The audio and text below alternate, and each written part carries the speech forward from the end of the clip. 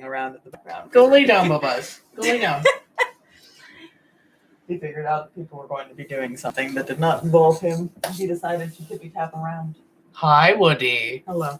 Anyway. Anyway, our first interlude episode. Yes. We're gonna be doing these between every mystery. Yeah.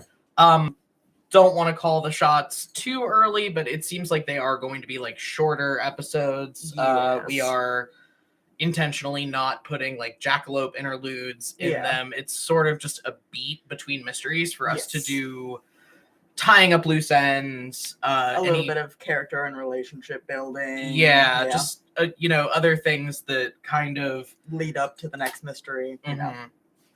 Yeah. So that is the purpose of these. Yeah.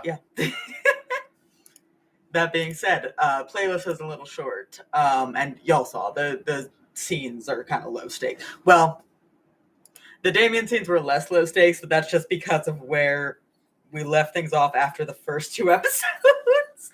Yeah, nothing Damien does is ever really low stakes. But the interludes going forward will feel more like distinct breaks between mysteries.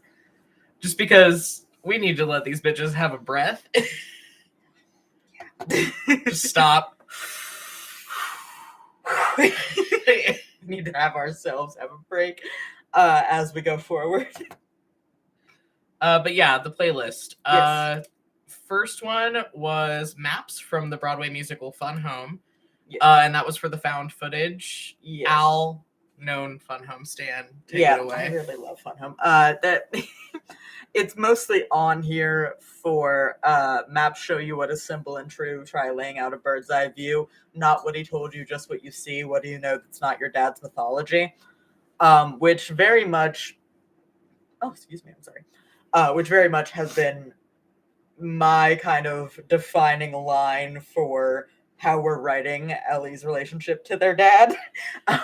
Yeah, because Ellie's relationship with their dad was different than Kay and Damien's for several different reasons. Not the least of which that she is the youngest, she's the baby. Yeah, and the other reasons we will be discussing later in the season. Yeah, she had a much more on the whole positive relationship with their dad than Kay and Damien did, and which we saw in the fan footage. Yeah, and that was sort of is a point of contention between her and her other two siblings. Like, not necessarily something that gives way to conflict, but just like this kind of elephant in the room of like, you were the favorite and you actually got a good relationship with this person. Like, and she knows it and they both know it. So, well, Kay doesn't know it.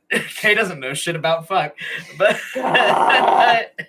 every fucking time.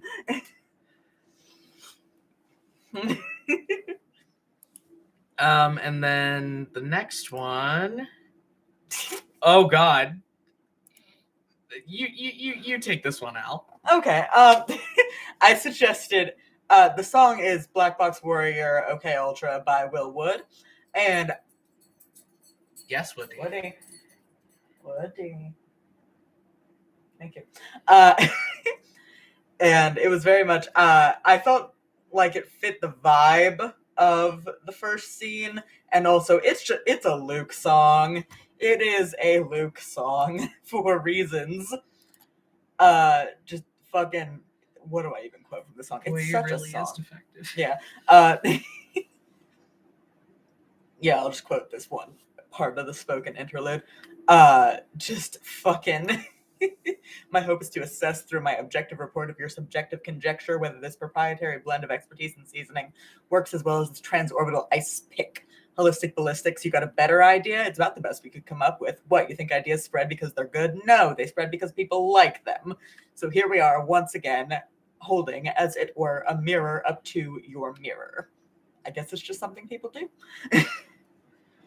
And then later in the song, like the next verse, why to thine own self be true when it is you who are the problem, not the things you do, but something sick inside. Lithium and dialectics, boy, you really is defective. CBT don't seem effective for that cluster B. Accept it. Offer up your innocence. Please ignore the side effects. You've lost your mind and almost lost your life before, so you'll be fine. And the chorus of just, for what it's worth. If it was going to kill you, boy, it would have by now. Luke Johansson is having a normal one. Yeah. I'm so excited for us to get into what Luke's deal actually is. We have plans. Because when you find out what Luke's deal actually is, it's gonna knock you being so quiet. Yeah. But when you find out what Luke's deal actually is, it's gonna knock you ass over tea kettle. We are being so quiet. Anyway, but yeah, I think it's a very Luke song. That's all I got.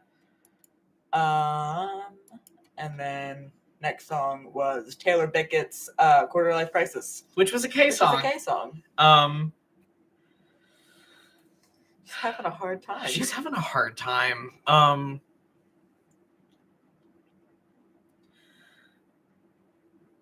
It was mostly for the chorus of I don't mean to keep making it about me. Everybody feels like this at 23. I know I'm not unique, but I'm a drama queen. I don't know why I'm surprised. It's just a quarter life crisis. That's what they're going through right now. Also verse 2. Verse 2. I'm constantly symptomatic. Mom says it's psychosomatic that I'm the girl that cried headache. I'm melodramatic as hell. Where's all the talent that I had last decade? Another gifted kid that burned out in the 10th grade. It's relevant. Yeah. It's relevant for reasons. I swear that feels like yesterday. I'm just a tired old cliche. I'm focusing all of my energy on just being okay. I suggested putting this as near the end because of the melodrama line. Because of the melodrama line in the episode also. But we ended up settling on putting it earlier because we ended up liking a different track better as the end for reasons that we'll discuss when we get there. But yeah. Yeah, it's K's having a bad one. Yeah. Nightmares by All Time Low. This one's a Damien song. Sure is. And has been forever and ever and ever and ever. I've put it on like 3 separate playlists for him. Just fucking God. Yeah, what do I quote from here? Damien uses a lot of All Time Low on his playlist. Yeah. Every little thing got me coming back around, digging up old memories. Always used to be the one to let it go. Kept my fears in a suitcase. I locked them away in a place they wouldn't find. They still haunt me. I think about it every now and again. And then the chorus of, now there's a ghost in the back of this room and I don't like it. I fall asleep with my covers pulled up and try to fight it. I gotta say it's hard to be brave when you're alone in the dark. I told myself that I wouldn't be scared, but I'm still having nightmares. Woof. Yeah, that was just for that weird fucked up dream sequence that happened. That was a rough one. Which will be relevant later. The thing is, there are so many things that will be relevant later, and we are just being so quiet. Oh, God. Lots of setup happening in these first 3 episodes, and we can't talk about any of it yet. Anyway, next... You'll realize soon. When you realize. Oh, God. The next song was Blood by My Chemical Romance, and that's the Dahlia intro, baby! That's my girl. We were caught between this and You're So Creepy, but I never remember the name of the artist. The song is You're So Creepy. I don't remember the name of the artist. Just because I think about the line "Creepy girls, you're just my style" for Dahlia all the time. But we ended up going with this because it fit better with the tone and with the everything. It's Blood by My Chemical Romance. She's a vampire. So give them blood, gallons of the stuff. Give them all that they can drink, and it will never be enough. God. And also verse 2, just a celebrated man amongst the gurneys. They can fix me proper with a bit of luck. The doctors and the nurses, they adore me so, but it's really quite alarming because I'm such an awful fuck. She sucks. We love her. Compliment. I've joked about, if you listen to her first campaign, I assume there will be people who are getting their friends into this that are only listening to this one, which is the nature of actual play shows. But if you did listen to our first campaign, I've been joking about Dahlia being Laeral Valsine for women for like months. Like, she was a pre-existing character. We didn't design her that way. She really is Laeral Valsine for women. And you can kind of hear it in my vocal affect too. Like, I didn't really mean to, but I found like upon listening back to it when I was doing the edit, I was like, that's just my Leo voice.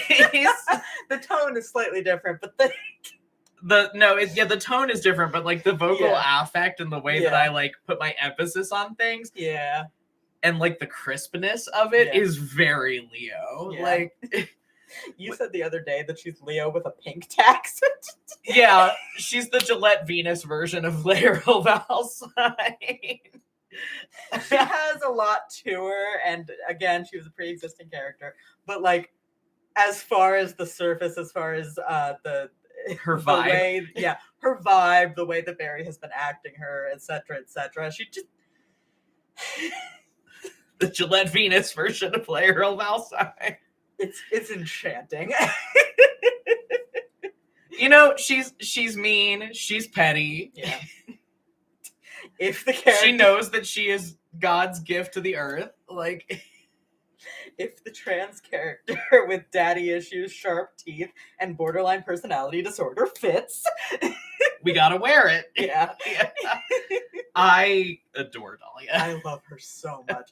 I'm so excited that she's here. Yeah, we were really excited for her to show up. We've been waiting. She's my girl. Oh, bestie. Anyway, the next we got a question about her, which like will allow us to spiral. Oh, what are you doing? I'm trying to open the link. Sorry. The closing track of our playlist was Boreas by the Oh Hellos, which has not seen the light of day on our Spotify profile since the Nora Valsine playlist. God. It ended up near the end, both because of the tone of it and because, like, to me at least, it is equally a Kay song and a Bridget song. Someone else we were very excited to finally have here. We also got a question about her. Yeah, we got a little bit of her at the end of last episode, like I mentioned, but Bridget O'Connell is a meaty, meaty woman. Yeah, so the reasons I wanted it on here for Kay were, I'm one spoon away from setting the ends of my hair on fire. If I'm kindling for a little while, at least I'd feel of use. Maybe then my breath could embody a wildfire starting. I'd sweep up the forest floor and my body breathe life into the corners, be a darker soil. Making lists, folding laundry, keeping tidy with my radio show. I'd be lying if I told you I'm keeping tidy anymore. Yeah, I swing from believing that maybe my working will all pay off to considering drinking with Molotov. I'm halfway out the door. Yeah. Kay's having a rough one, and even though they don't remember shit about fuck, I think that they are starting to grapple with the fact that they do define a lot of themselves from usefulness to other people and functionality as far as the people in her life are concerned. Like, she made a lot of jokes about, the utter lack of function that she has going on, but like, you can kind of see throughout the thread of the episode that it's like really eating at her, that she's perceiving herself to be a burden on all these people that she supposedly loves. Yeah. And we get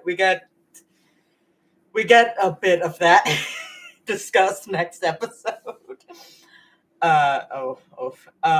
But yeah, for me, it's a Bridget song because of the Molotov verse and with my back on the floor, cold linoleum, icing my growing pains. Watch the ceiling fan turn its shape again. My threads are coming loose. Yeah, I'm one spoon away from setting the ends of my hair on fire. Yeah. She's very interesting. Oh, and the mutual kind of sentiment of, in the end, all I hope for is to be a bit of warmth for you when there's not a lot of warmth left to go around. Yeah. I think we're going to get a lot of mileage throughout the series of generally parallels between Kay and Bridget, and also, like, honestly, parallels between the two of them and also Todd. Yeah. Just because You know, Todd O'Connell was an interesting man. Todd O'Connell was his mother's son, and Kaylin O'Connell is her father's daughter. Yeah. And that's all I'm gonna say about that.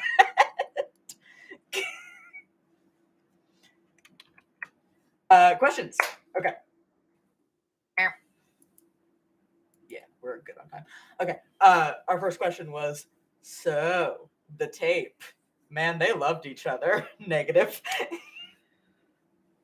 Yeah, I mean, that was something that was really important to both of us going in, again, for reasons that we'll find out when more of Ellie's whole deal gets unpacked. Yes. That they're siblings, like they fight, but they don't hate each other by any means. Like, they were all a pretty tight-knit group. Yeah. Especially given what they all went through. And again, that's stuff that will be unpacked later. Like, well, yeah, from the ages of like, from teenagerdom, I'm not going to be specific. It was basically just the three of them. You know? So like, there's a lot to unpack there, and then the interesting thing actually about this tape is that it is the last birthday Ellie had before Damien disappeared. Oof. Yep. Yep, and we did that on purpose, and it sucks. It sucks so bad.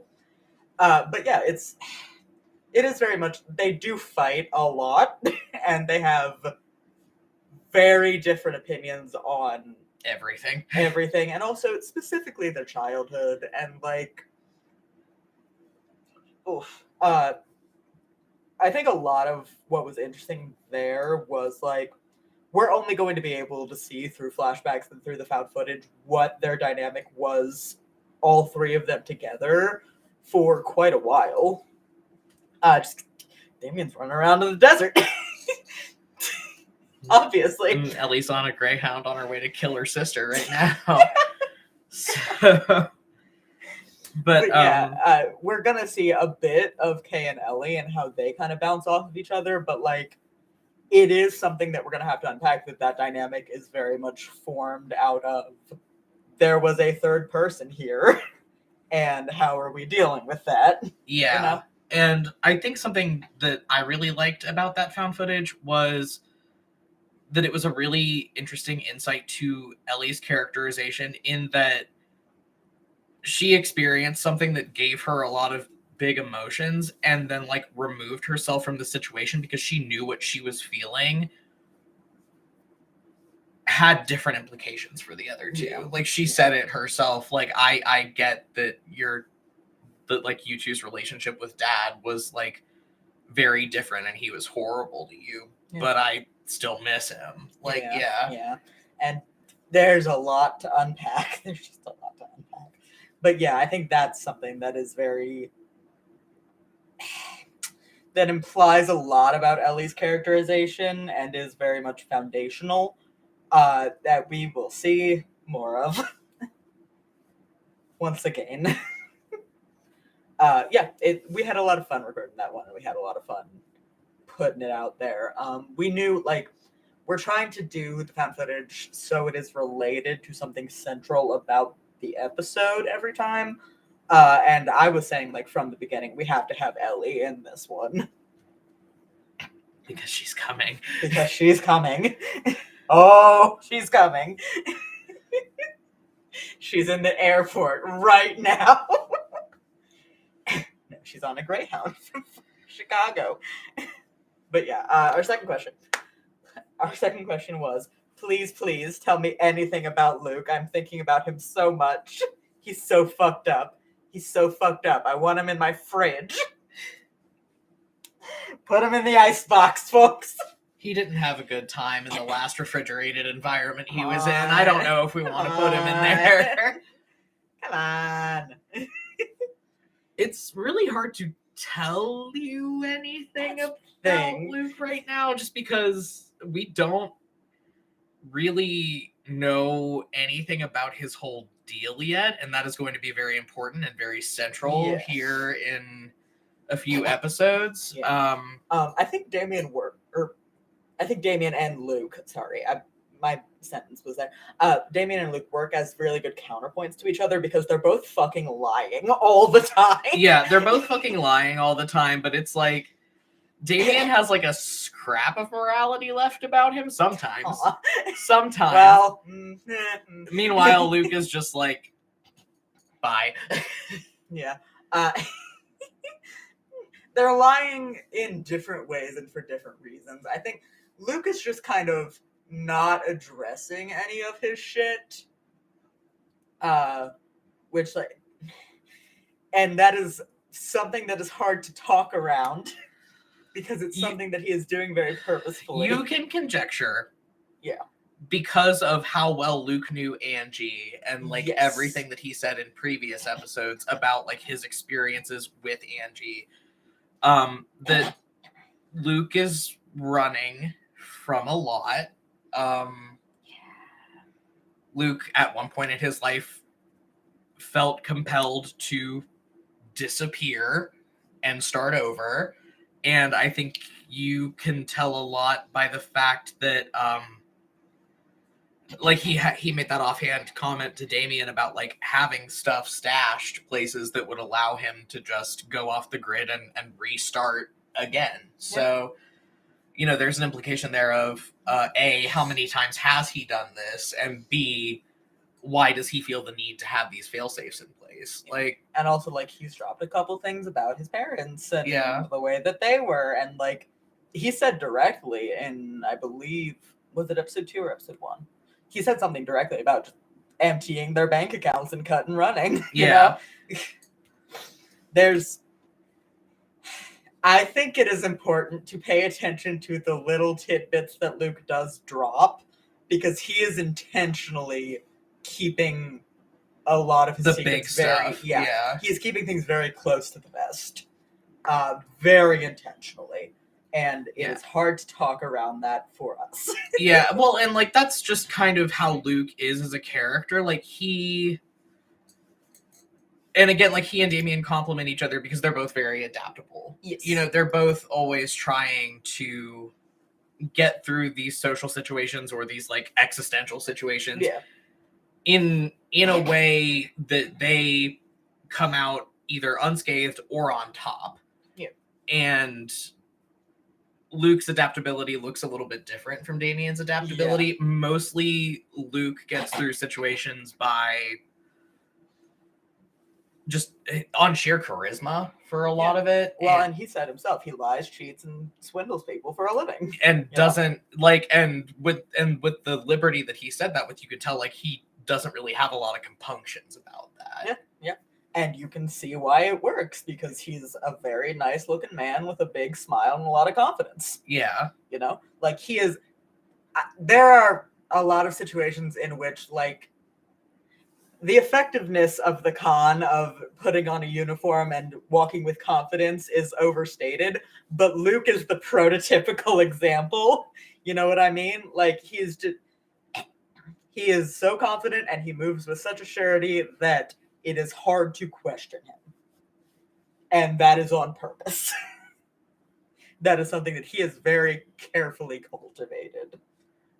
Because it reasons. works. Well, because it worked in his past until it didn't, and then you know it's how he's moved through the world ever since. Like Luke plays to his own strengths, I think, is something that can be said about him. Like he knows where his areas of strength are, and he knows what will get him what he wants and keep him safe, and he plays into it. Like he's above all. I think Luke's self-awareness cannot be understated. Like he knows exactly what he is, and he'll make you think that he likes it. Yeah. You know, whatever the actual reality of it is a little bit wibbly wobbly, but it's up for a debate. Yeah. He knows himself very well. So, which I think again makes him a really great, you know, first counterpoint to Damien, who doesn't know himself really at all. Yeah. So, you know, you have that kind of like anchor point of like somebody who deeply sucks, but knows who he is. I mean, I do love Luke. He is a lot. But yeah, we will be finding out things about Luke very slowly, is I think what I can say, and that is because of an intentional choice on his part as a character. Mm-hmm. Yeah. The information we are going to get is going to be slow, and a lot of it's going to be suspect because, like, Luke is a good liar. And he lies about everything all the time. Like, yeah. So it's going to be interesting. That's what I think. As we are continuing to like write the season, it is very interesting the way that Luke behaves. Okay, our next question. So, like, why are we playing Count the Dead People in the O'Connell house? Oh, God. A lot of dead people. A lot of dead people. We talked a lot last week, or not last week, at last Q&A, about the fact that the O'Connell house is haunted. Haunted AF, one might argue. Haunted is fun. Quite haunted. And there's a lot to talk about with haunted houses, but like I think there is something very don't I keep almost dropping my phone. I'm okay. You have a pop socket for this purpose. Anyway, but I think there's something very illustrative about like the metaphor of haunted houses to have ghosts just hanging there of people that either didn't leave or were forced back or etc. etc. And I think we talked about this last time, but like Bridget O'Connell is central to the haunting of the house. Yeah, she's kind of the center of gravity of Yes, everything. which says a lot about her role in her family, where she was the matriarch, and which says a lot about the metaphor of the haunted house as family trauma, because like for better or for worse, she is the center of the trauma that Kay has inherited, and that takes a lot of shapes. She's interesting. She's a lot, but like there is a lot to say about the haunted house, and like the fact that it is illustrative of family trauma, and like the fact that Drew, for example, doesn't live there, and we have never seen him or his daughters Go in that in. house. Yeah. Mm-hmm. And I mean, we know that they have been in there because yes, of the found yeah. footage from the last episode. Yeah. Where Todd and Kendra were talking about, like, Yes. Lucy's going to take the kids trick-or-treating after we're done. Like, Yeah. But, like, it says a lot that he doesn't live there. It says a lot that... Because he's the oldest child. Like, by all rights, he should have inherited the house. Yep, and instead, he left. Yeah. And chose to raise his kids outside of it. And there's a lot there metaphorically, and there's also a lot metaphorically about the fact that Todd O'Connell did not make that choice. And raised his kids inside that house. Yep. He raised his kids inside that house, and that means so many things. We're going to unpack it. Yeah. We're unpacking it throughout the season. It's a lot. But, like, it goes back to the fucking first episode. Fucking the only speaking line we've had from him as a ghost outside of the found footage so far is "Shoulda gotten out while you still could." Kid. Yeah. Yeah. There's a lot. There's a lot to unpack. And it's going to be unpacked over the course of the season. Yeah, the house is a metaphor for generational trauma. Like, it's the most heavy-handed metaphor we've ever fucking done. Like, yeah. And Bridget O'Connell's role in the house is by necessity of the fact that she is the strongest tie to the house. It is very complicated. That's what we got. And it's gonna be a running thread of the season, so it's hard to unpack what we can talk about. Count the dead people. Our next question was talk about the weird laundromat and its delightful middle-aged woman, Bev, my staple. We fucking love Bev. We love Bev. There's things that will be relevant about Bev. Bev is extremely relevant. We can't Talk about talk it. about it. I know this is like our answer to everything. Yeah, but- literally. Because we're in the third. This was the third episode of a 20-ish episode season where we are weaving things as intricately as we can. and like things that will impact the entire campaign, not just the Yes. first season. Like Yeah. the laundromat and Bev are relevant. It's the Sabine And making we- offhanded yeah, comments yeah. in episode 9. And that is thing. all Like, we are yeah. saying. That is all we are saying. That is firmly all we are saying. Which the- I think I established Yeah. clearly enough that Bev's fucking weird. There are weird things going on with Bev. Yeah, and I loved our character design on her because Yeah. I had really specific thoughts about Bev, and our little jam session for her character design was like one of the most productive things we've ever done, and like Yeah. most collaborative things we've ever done. Of like just a weird lady, just a weird lady. middle-aged lady Yeah, that yeah. runs a laundromat. Yeah. Like, yeah. Yeah, we're centering a lot of. I'm trying to figure out how to say this. We have a lot of scenes planned at the laundromat that are central to a very specific thing in K's arc. And that is all I'm going to say about that. Bev's just fun. She's just a fun lady. She's very weird. What's up with the fucking engraved name tag that she pulled out of nowhere? It was almost like she had that ready or something. Yeah. Yeah. She's fascinating. Anyway, our next question. Our next question was, tell me anything about Dahlia. Oh my god, I have problems about her. Us too. Again, Gillette Venus version of Literal Valsine. She's very. She's a lot. There's a lot to unpack with her. We've said that about I have said that like so many times already in this Q&A, but there's a lot to unpack.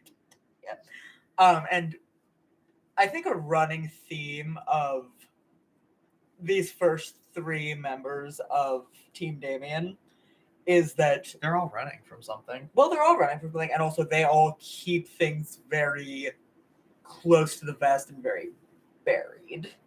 If that makes sense, like they're all putting up a front. Mm-hmm. Which is why there's so much to unpack. But like, Dahlia is putting up a front in, I think, a different way, in that she is showing people what they expect from her, I think. Mm-hmm. You know? Yeah, and I think Yeah. that like Dahlia has less to hide materially than Luke does, Yeah. or Damien, really. Like it's her whole deal is more masking vulnerability than it is covering up actions or like hidden truths about herself. Yeah. Like Yeah. She doesn't offer those things up freely, however, but her kind of caginess and the reason that she is also lying every time she opens her mouth is more about maintaining an appearance of invulnerability. Dahlia voice, you can't get to my traumas through this Matryoshka doll of fake personalities. Matryoshka. Matryoshka. Fine. Yeah. Whatever. This Matryoshka doll of fake personalities. Again, layeral vowel sign, but for women. God. I think she is the person whose past we are going to learn the most about the earliest as far as Team Damien goes. Well, because I Yeah. think she'll be candid about that, but Yes. the thing she won't be candid about is Yeah. its effect on her. Yes. Dahlia's very flip. Like she's very Yes.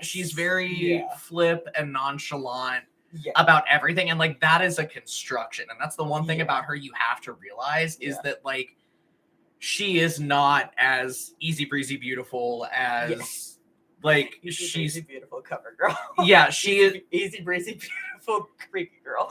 yeah I she is not as like flippant and uncaring about her circumstances as she wants literally everybody around her to think. Yeah, and again, that's something we're going to be unpacking and we're going to be seeing a lot of.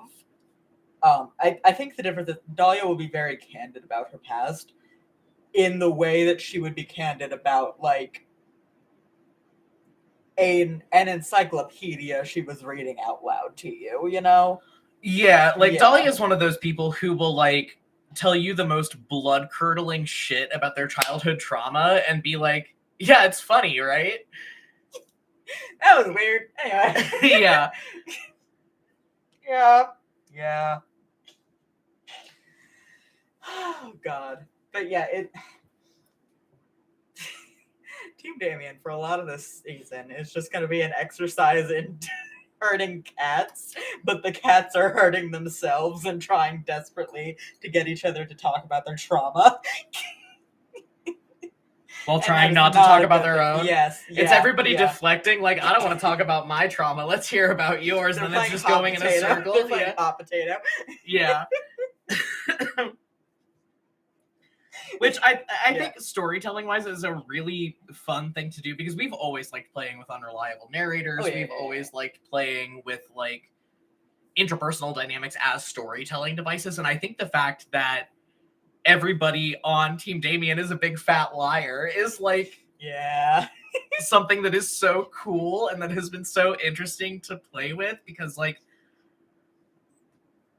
number one, like, you, the audience, don't know what's true. Like, anytime one of these people opens their mouth, they could be telling the truth. They could be telling the truth, or they could not. And you know, you kind of have to try to suss out, okay, what's the actual reality of everything that's going on right now? And it's just a very fun. And again, I think the word that I would pick for this campaign in terms of, like, the listeners is it's interactive. I mean, like, you are having to kind of play historian, psychologist, you know, wear all these different hats to actually figure out, okay, what the hell's going on here? Yeah, we are obfuscating as much of the actual reality of events as we can. For reasons. And we're not intentionally making it hard to figure out, like, we're laying things out in a way that, like, if you want to take that, it's very much like the ARG thing before the campaign, where it's like a thing you can opt into. Like, you can go in with your magnifying glass and your tweezers and try to pick this thing apart. You don't have to. But, like, we're trying to lay things in there that you can, if you so choose. Like, everything that is necessary will be revealed eventually, but, like, we are trying to weave things tight enough that when, like we said with our first campaign, like, we are trying to weave things in such a way that when surprises happen, there will be people who are not listening surprised. who go, yes. Yeah. Well, because that was, like, one of my favorite things about campaign 1, because we did that to a degree in campaign 1. It was a little bit different, but, like, we always had that adage that we would say again and again and again during campaign 1, like, you can crack the whole podcast open if you listen to Sabine in episode 9. And we had people that did that and that figured out maybe not everything, but like, quite a lot. And, like, watching that, it was very gratifying. Like, watching people be like, because I know, like, that's one of my favorite things is when I'm, like, watching a show or consuming media or reading a book and I call something and then I get the return on that and I'm right about it. It's, like, one of the best feelings in the world. So we're definitely out here trying to provide that to people because, like, it's something we both really love when we're consuming media. So but, like, with this one, that necessitates a lot of obfuscation.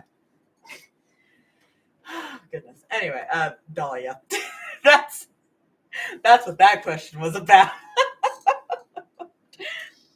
She's a lot. We love her. Creepy girls are just my style. But there's a lot. I am looking forward to the rest of this season with how much Team Damien are just playing hot potato with their trauma. They're all standing there like, I could hold this hot potato forever. It's not hurting me. But I really think, I could keep holding this potato if I wanted. Wouldn't it be so fun if you did it though? Oh goodness. What are you, scared? What are you, scared? Are you chicken? Too chicken for the potato? Is it a KFC bucket meal in here? Team Damien's a lot. Team Damien is a lot, and it's only gonna get more a lot. Like, our cast for Team Damien is just so... Yeah. I love our cast in general. I think the Team K cast is going to have a lot of interesting dynamics that they bounce off of each other. But the thing is that all of them are so much more candid.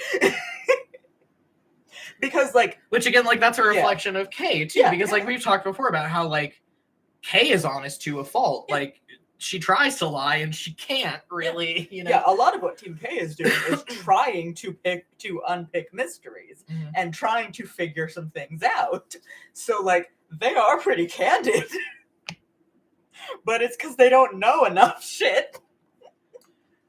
Well, yeah, and again, like, I think the way we did our team structure is really cool in that, because, like, it all comes back to the two central PCs of, like, Kay's whole thing is trying to figure out what the hell is going on and what happened.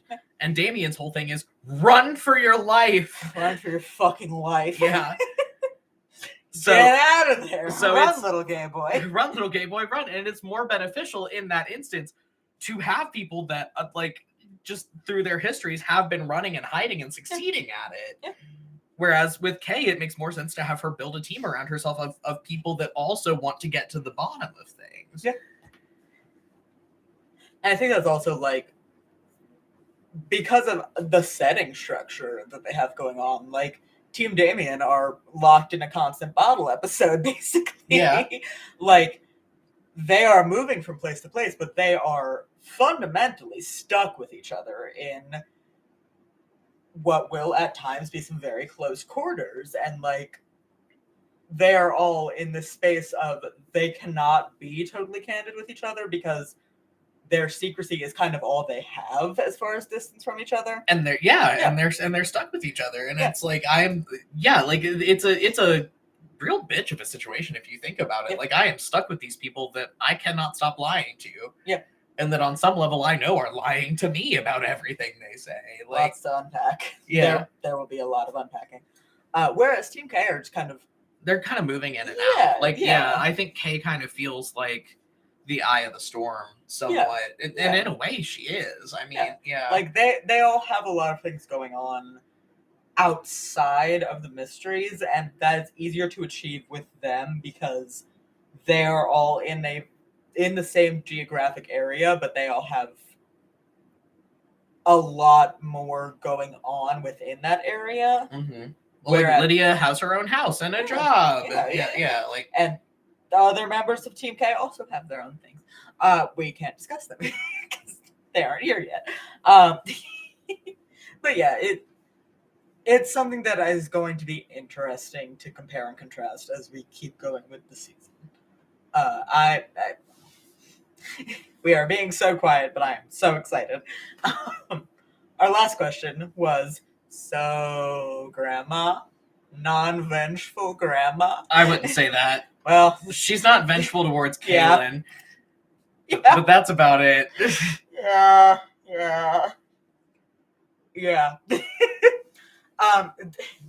Like we said, Bridget O'Connell is the center of a lot of things, and most of those things are not great.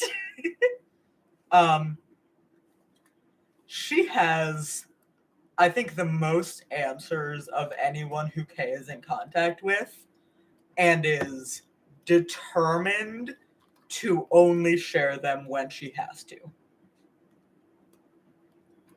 Is, I think, the thing that we should say about her.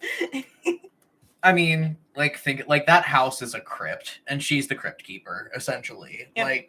And again, we get more into that next episode about her dynamic with the house, her dynamic with the various undead things that are inside of it. She's the one holding the keys, though. She is an old dead lady who, when she was alive, was keeping a lot of secrets and took those secrets to her grave. And more than her physical grave, her grave is the house. Yeah. Like, yeah. A lot of shit has gone on in that house. Yeah, it was her house for like almost 40 years, I believe, in fiction. And it shows. Like, she is as much a part of the house as the house is a part of her.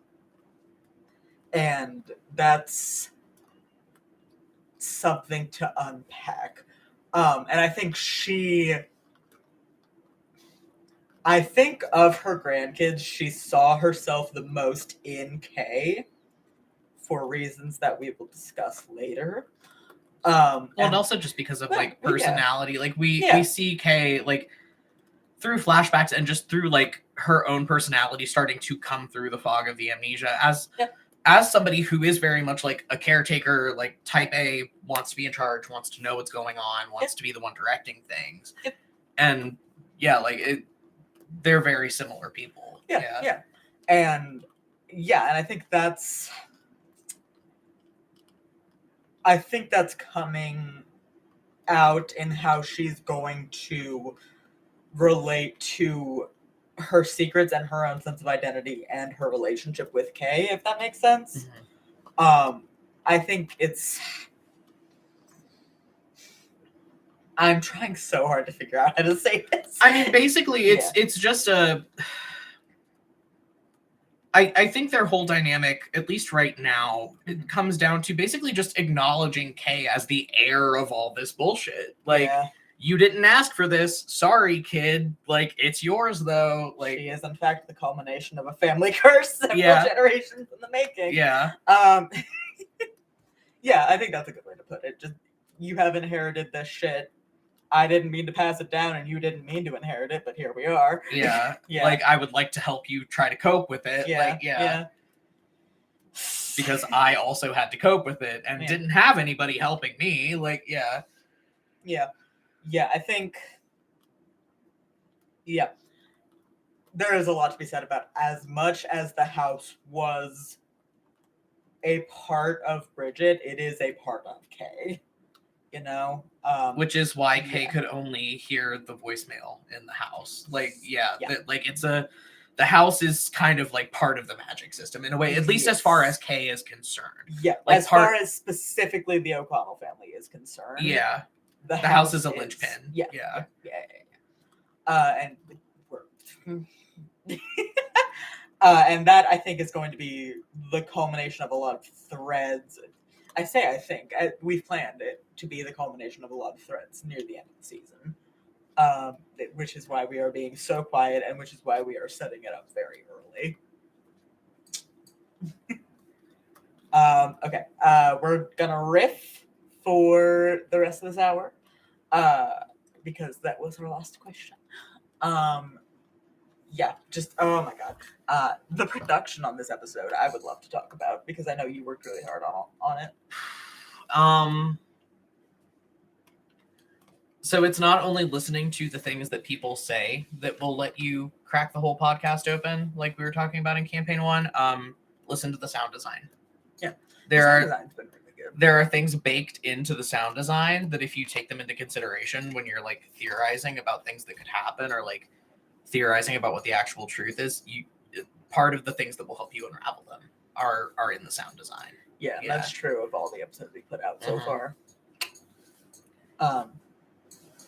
It is very fun, I think, that we're getting more of a sound design, because we got a little bit of it towards the end of campaign 1. You had a little bit of fun with like the ghost hole and the and I think it's very fun that we get to just do a lot of that from the jump in this one. It's exhausting. It takes a long time and it's really hard, but it's ultimately very rewarding. So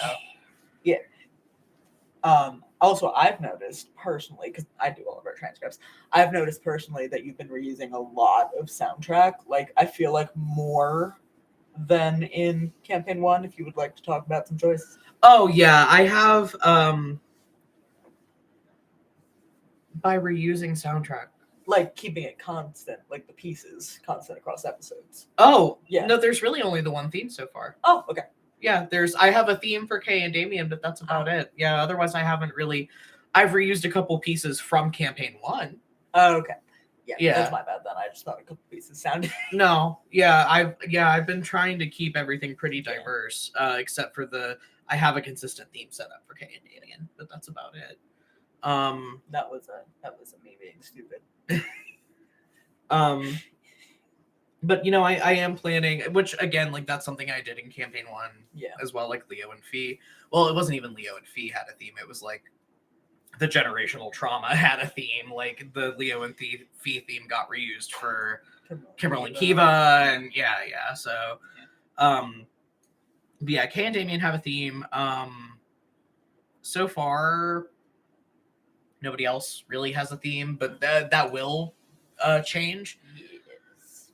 After we get a couple more character introductions down, and sorry, I'm very sleepy. Such is life.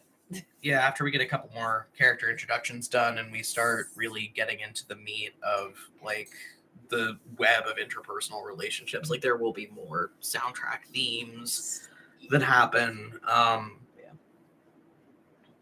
excited to crack into our first, like, I don't want to say our first real mystery, because like we did a lot that I thought was very important in the setup in the first 2 episodes, but like this next arc is going to be like a solid mystery with a beginning and an end, if that makes sense.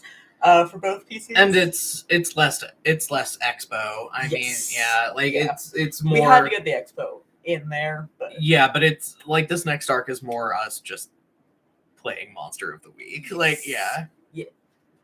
Which I'm very excited for. I've had a lot of fun with it so far, and it's gonna be fun, I think, to get out there.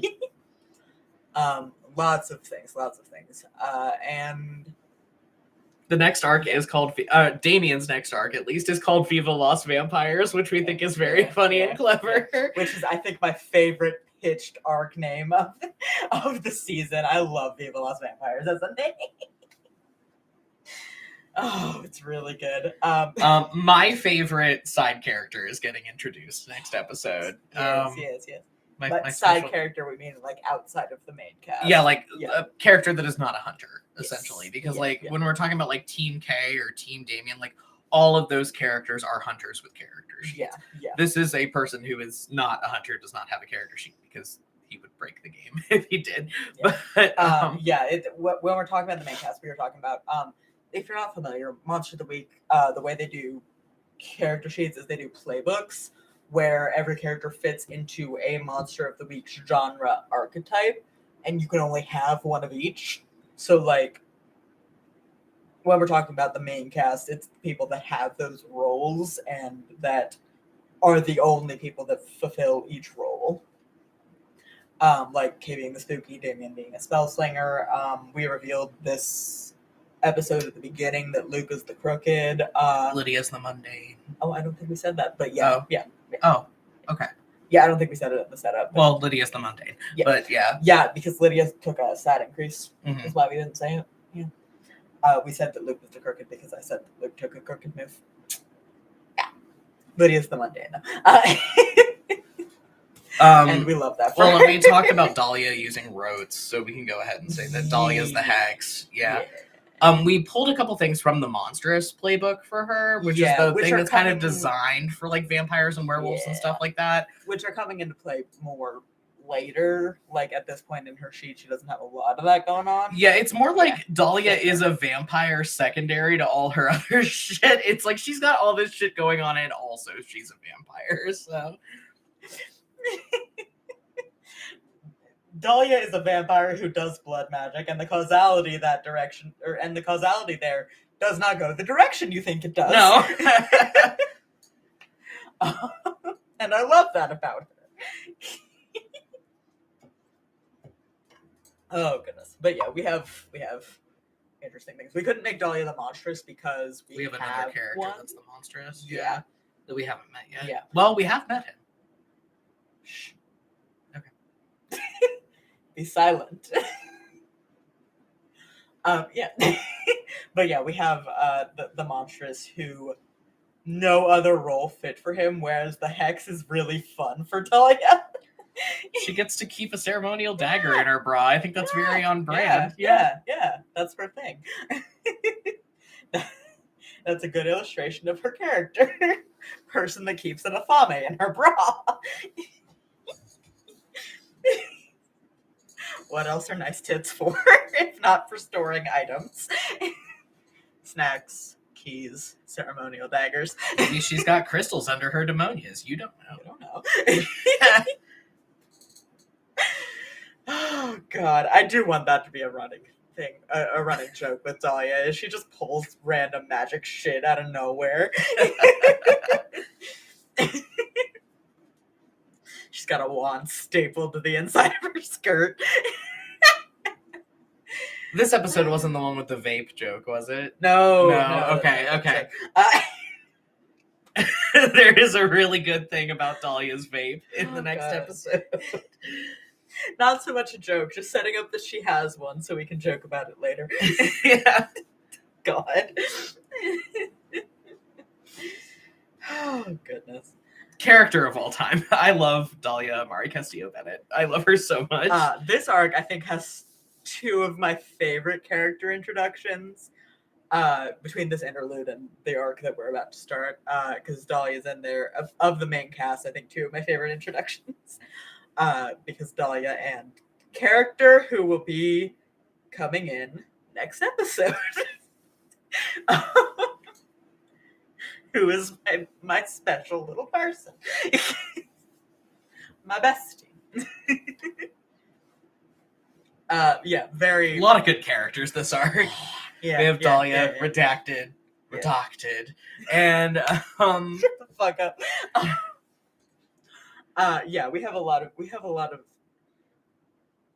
We have two of my favorite character introductions for the main cast, and just a lot of very fun secondary characters. Oh God. But yeah, I'm very. I like this arc. I'm very excited. Oh goodness. Oh, but yeah,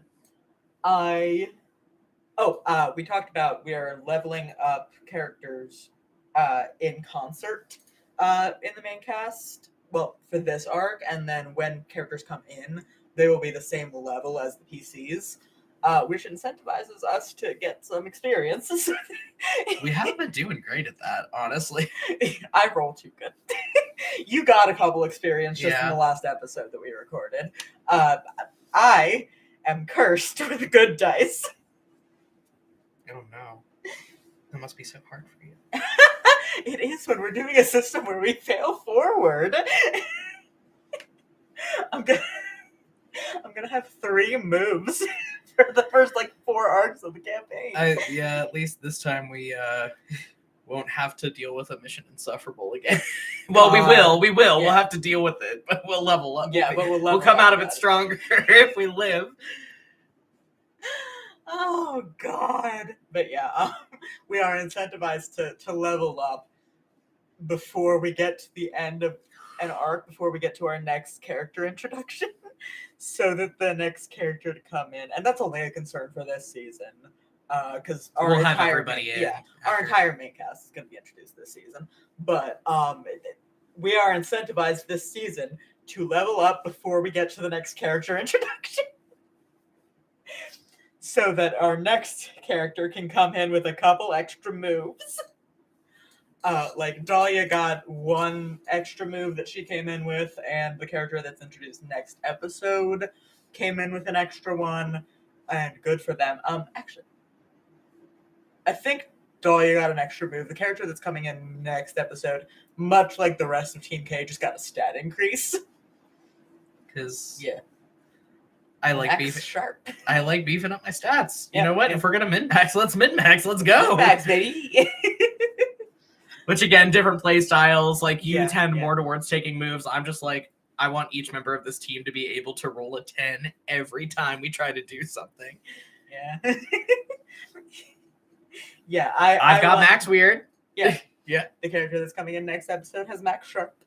Lydia's got a real close to Max Tough. Yeah. Yeah. Well, it only goes up to +3, so close to Max is relative, but Lydia's got +2 to Tough, which is delicious. We're min-maxing. It's what we do. Barry's min-maxing. I'm just throwing more moves in the toolkit and just hoping one is enough to get us out of any situation. Oh God. All right. Well, With we're that- gonna go ahead and peace out. Yeah, It's we're gonna call it. been real. It's been fun. It's been real fun. Yes. Next episode comes out next Monday at 12 in the noon Eastern time. 12. Okay. 12 in the noon 12 that time Eastern. Dear Lord. Okay. That's when that comes out, beginning of our next arc. We will talk to y'all in 2 weeks. Bye. Bye-bye.